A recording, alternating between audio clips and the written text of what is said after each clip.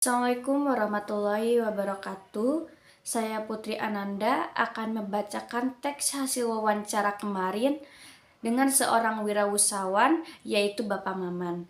Bapak Maman adalah seorang pria kelahiran Cirebon 5 Juli 1945. Beliau terlahir dari keluarga yang kurang bercukupan. Pada saat kelas 5 SD, beliau memutuskan untuk tidak melanjutkan pendidikan dikarenakan ekonomi keluarga yang terus menurun drastis. Saat itu beliau berumur 8 tahun. Dikarenakan ekonomi keluarga yang menurun, beliau memutuskan untuk merantau ke salah satu kota di Jawa Barat, tepatnya di Kota Bekasi. Di sana beliau ikut dengan salah satu kakaknya berjualan buah-buahan selama 10 tahun. Merasa sudah cukup modal, beliau membuka kedai sendiri. Bapak Maman membuka kedai es kelapa muda. Beliau mempunyai bakat wirausaha karena sebagian besar keluarganya berprofesi sebagai pengusaha. Bapak Maman membuka kedai es kelapa muda selama 5 tahun. Dan dikarenakan omset yang seiring waktu terus menurun, akhirnya kedai Bapak Maman terpaksa gulung tikar. Saat itu beliau memutuskan untuk pulang ke kampung halamannya. Setelah beberapa bulan di kampung halaman, Bapak Maman bertemu dengan seorang gadis cantik yang bernama Eti Casweti, yang biasa disebut Ibu Eet, dan akhirnya memutuskan untuk menikah.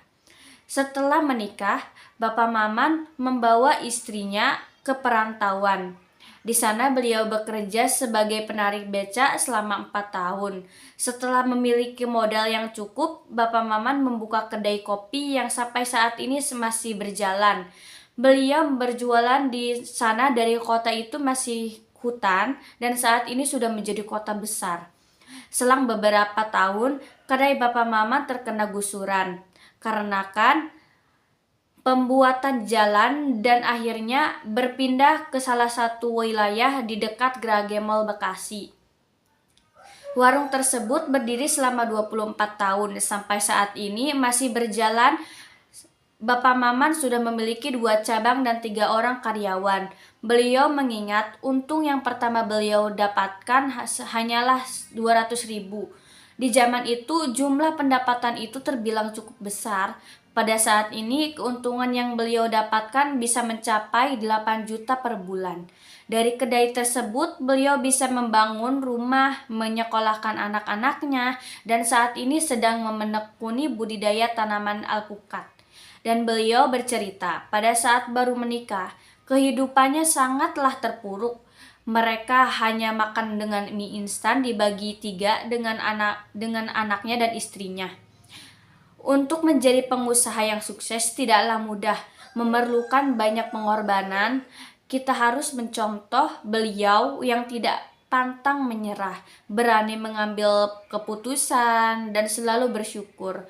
Beliau menasehati, satu-satunya cara untuk melakukan pekerjaan yang hebat adalah dengan mencintai apa yang kita kerjakan. Terima kasih, itu hasil wawancara saya kemarin. Sekian, wassalamualaikum warahmatullahi wabarakatuh.